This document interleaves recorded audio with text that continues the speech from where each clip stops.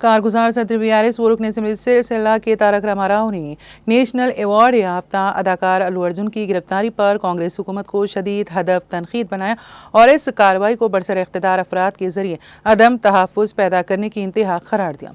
उन्होंने हुकूमत के सख्त गिर रवैये की शदीद मजम्मत की।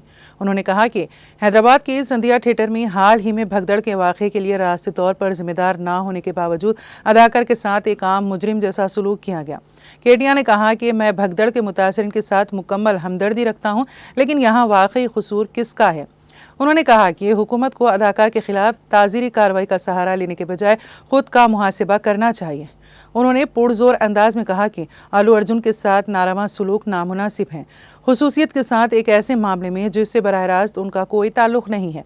उन्होंने कहा कि ऐसे हालात में एहतराम और बावकार तर्ज अमल की हमेशा गुंजाइश रहती है।